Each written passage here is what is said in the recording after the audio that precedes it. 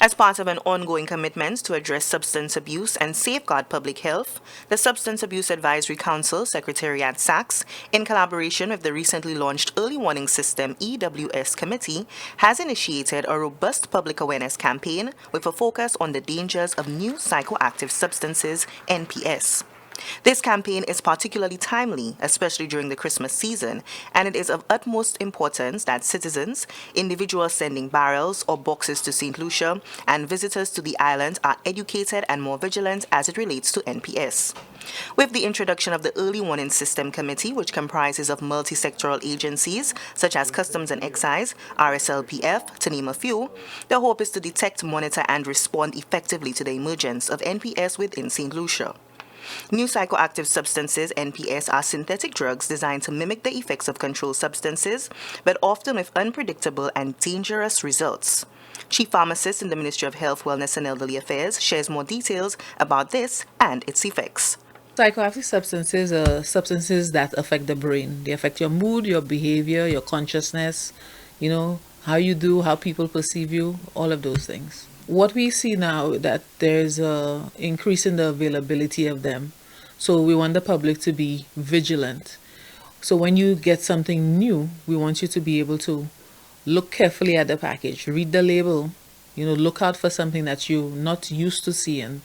And sometimes a lot of these products, these new psychoactive substances, they are marketed to look like familiar products, familiar candies, and other edibles. So we want the public to be able to be vigilant. As St. Lucia gears up for the bustling festive season, heightened vigilance at the island's ports has become a critical priority in the fight against new psychoactive substances. These substances, often concealed in shipments, pose significant challenges to customs authorities as they attempt to identify and intercept these illicit items. Customs Inspector Darren Solomon provides valuable insights into the current situation. So what we've seen so far, we're looking at things like sour tats, marijuana tats, gummies, brownies, and so on. So these are some of the items we notice that are on the market in St. Lucia. So examination officers really have to look out for those items as they conduct their examinations in barrels and small packages and so on. These substances are basically illegal.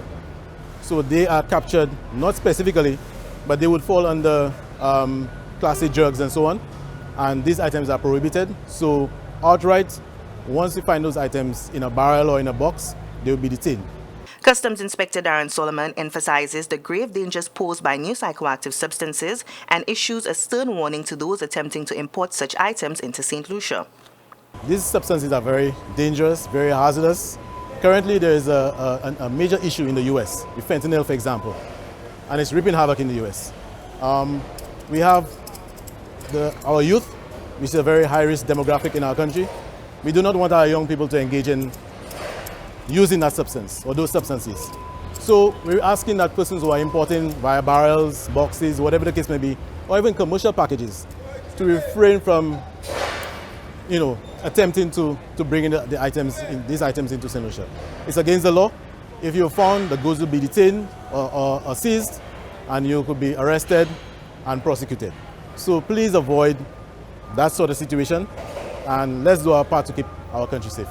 The Ministry of Health, Wellness and Elderly Affairs urges the public to exercise caution with unknown substances such as NPS and encourages persons to seek guidance from a pharmacist or a healthcare provider to ensure safety.